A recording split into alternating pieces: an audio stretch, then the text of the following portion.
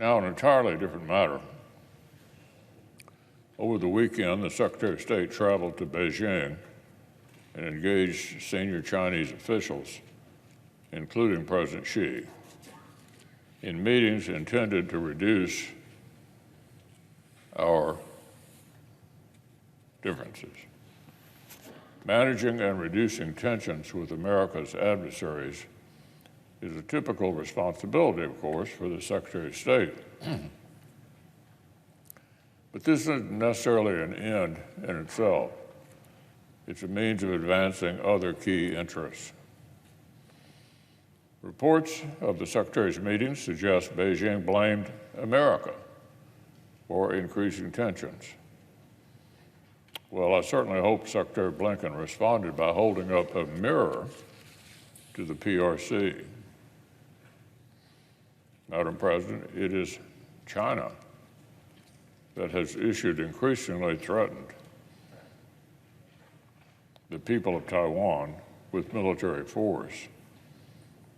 It is China that continues to test the limits of cyber espionage around the world.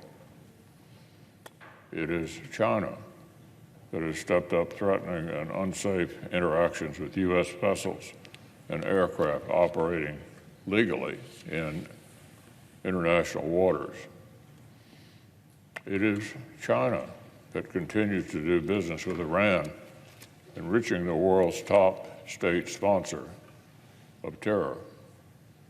It is China that continues to provide cover for Russian aggression in Ukraine.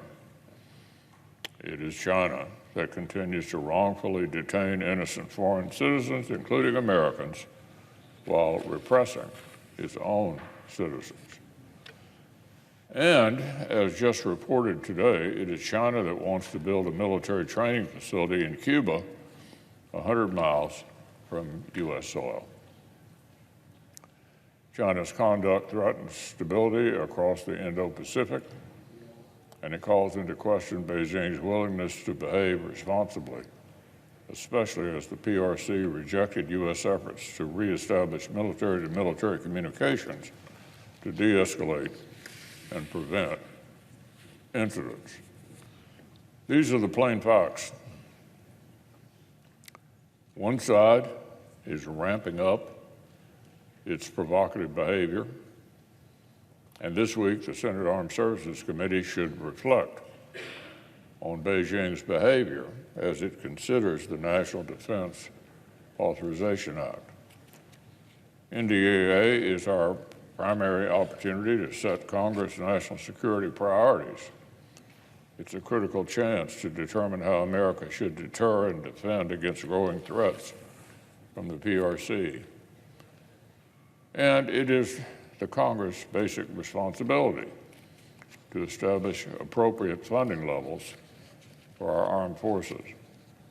So our colleagues on the Armed Services Committee will be called upon to carefully consider the requirements identified by our commanders that have gone unfunded in President Biden's budget. They should think about the steps that could improve our ability to project power into the Asia Pacific, or the assistance that could support vulnerable partners in that region. So remember, threats of sanctions and stern diplomatic warnings don't deter Vladimir Putin in Ukraine. Words alone will not deter Chinese aggression in Asia. The Biden administration can continue to speak softly, but Congress must ensure that America carries a big stick.